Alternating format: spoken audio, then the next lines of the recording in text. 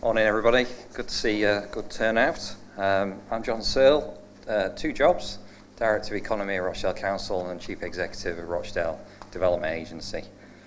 And as I often say, 1 salary, just in case you're wondering. So I'm just going to do a quick update on regeneration development investments in the borough. Start with Rochdale Town Centre.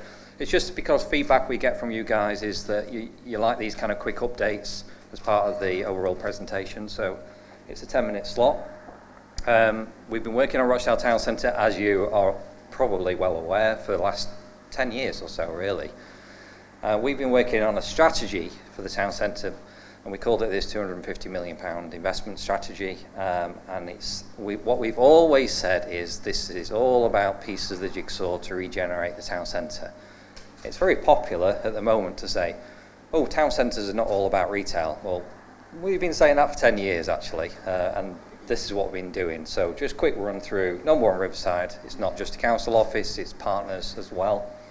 Transport interchange, Metrolink, public realm, market, reopening the river. They're the kind of projects we've been working on in the town centre. What we've been trying to do is transport infrastructure, education infrastructure, public realm, laying the foundations for further private sector investment in the town. The bottom middle one is Rochdale Riverside. It's a retail leisure scheme. Yes, we are building retail, but there are reasons for that. You're probably looking at it thinking, oh, that's a nice glossy CGI. It's never going to look like that. Well, actually, that's how it looks a few days ago. So we're getting pretty damn close. The actual fabric of the building is nearly complete.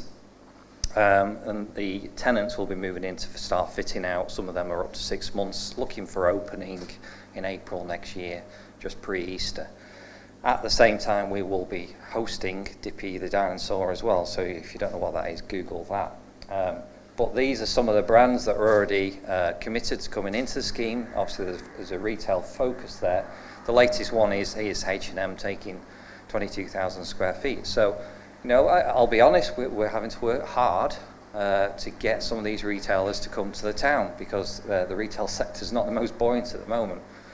What I am sure about is that the retail sector will change over the next few years. What we're trying to do is provide flexible space for retailers, but it's obviously retail is becoming less about the front face of retailing and a bit more about the back face of retailing, which I'll talk a bit more about later on. So that's our £80 million scheme. That concludes, if you like, the £250 million package. But we're not done there. What about heritage? What about residential? And that's where we started looking at additional projects, looking forward for, say, the next 5 to 10 years. And that brings us into a £400 million strategy. It keeps climbing. Not all public sector funding. What we're trying to do, as I say, is get more private sector investment coming along. So one of the projects is heritage related, but Drake Street, Heritage Action Zone. So we're one of the only Northwest projects for Heritage Action Zone. And the point of that is Drake Street was a historic retail street. It's not anymore. You know, we need to change that, and there are some quality heritage buildings on there as well. So how do we do that? That's what that strategy is all about. Other residential opportunities, what we're trying to do is develop 2,000 homes in and around the town centre. Rochdale Town Centre doesn't particularly have a residential market, so as a developer, why would you invest here? So small steps initially, working with some smaller developers to get new residential apartments in the town centre, but then starting to build on that, looking at areas like Lower Phalange. I mentioned Drake Street.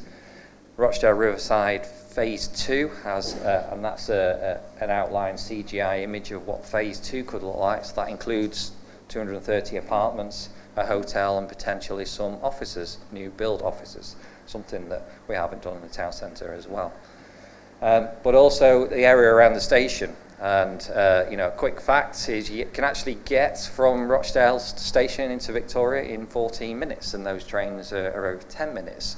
So if you drew like a spider diagram of a 14-minute journey out of Manchester city centre, you wouldn't get very far in most places. And you certainly wouldn't expect Rochdale to be on that spider diagram. And really we're trying to tap into that increased density of residential around the station, use the station and the Metrolink, of course, as a key asset. So why do companies come to Rochdale? Why do they choose Rochdale? And these are just some of the companies that we've already got here. And some of those are pretty big brands. What we don't tend to have is the Boeings and the Rolls Royces of this world, but we tend to have a lot of tier 2, tier 3 manufacturers especially. We have rates of over 14% manufacturing. Some of the more recent investors are people like Daxa and Trade Mouldings up at Kingsway, taking new space there. So quick run through why do companies come here. We have a relatively good comparative cost base. You could buy a 4-bed detached house up at Kingsway, a stone's throw from the Metrolink stop and junction 21 of the motorway, for about £220,000. It's probably crept up a bit since they were on sale, but well, that's really good value. You're in a great location. You're never more than 3 miles away from a motorway, the M60, 62 or 66. We provide between us, and a lot of people in this room, it's not just RDA, it's not just the council, it's training providers, colleges of course, provide excellent business support, advice and guidance.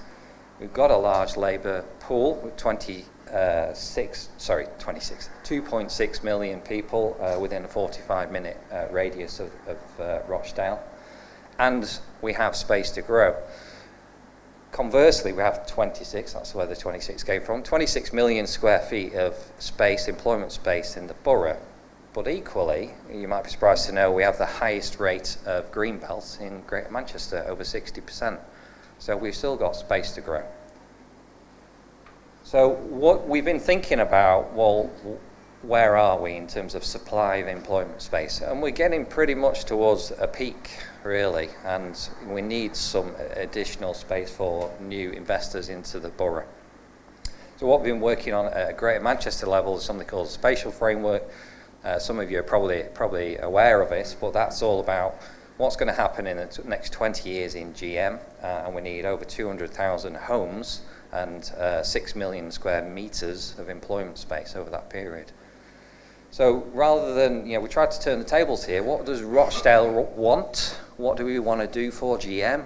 Rather than what can GM do for us? What we want to do is we want to grow. We want a sustainable borough. We want more employment and more employers like yourselves. So we're looking at all of that, and we identified 3 areas. One around Haywood, South Haywood, Pilsworth. One around Stake Hill, a wraparound Stake Hill industrial estate, and one around the south of Kingsway. But a lot of those actually cross over local authority boundaries, and they're actually just field boundaries. And let's face it, businesses don't care about field boundaries unless you submit a planning application, paying your business rates or getting your bins collected. That's otherwise you're not really interested. So working collaboratively with Oldham and Bury authorities, we put together a package called Northern Gateway. And that is to provide, and these are the headlines. You might not be able to see it. I'll just read a few out to you. It's about 1.8 million square metres of employment space, so getting on for a third of that overall requirement for GM. Would actually provide 40,000 jobs in that space as well, which is significant when you think about the numbers of employees in the jobs in the borough at the moment. It's almost getting on to double that figure. But some of the other advantages, 11,000 homes. But what that actually does is brings in things like £62 million of new homes bonus, £46 million of business rates. So financially, it's very important to create this sustainable borough as well. So what we did, I mentioned working collaboratively with Bury and Oldham. We went over to Mippin. Yes, it is in the south of France, but I'll maybe let Chris back me up on it. You've got to go as a local authority if you are serious about bringing in new development, new investment, new business. And just to give you an example, Manchester is seen as very proactive in this sense, and 9 out of the 10 GM authorities went to Mippin this year. And as I said, we collaborated with Bury and Oldham, and we produced this smart growth, it was called area badge, because it's not just about logistics. Yes, we have a strength with the motorway connections, but it's also about advanced manufacturing, and trying to get the wage rates, the skill levels up in our borough as well as a long-term 20-year plan. So it's just a short 2-minute video on this.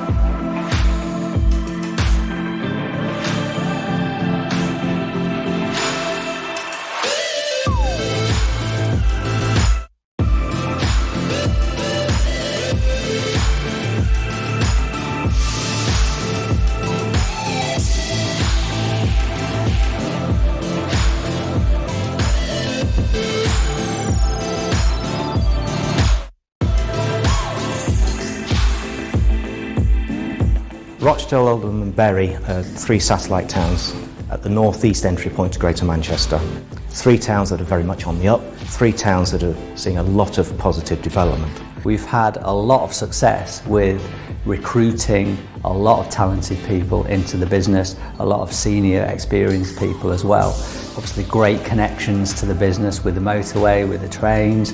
We cover the whole of Manchester very effectively, but we're outside of Manchester.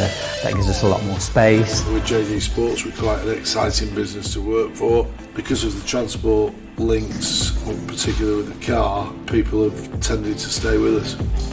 We've actually bought the 3 buildings that we sit in. We're in the course of buying the building adjacent. You know, our plans are to develop here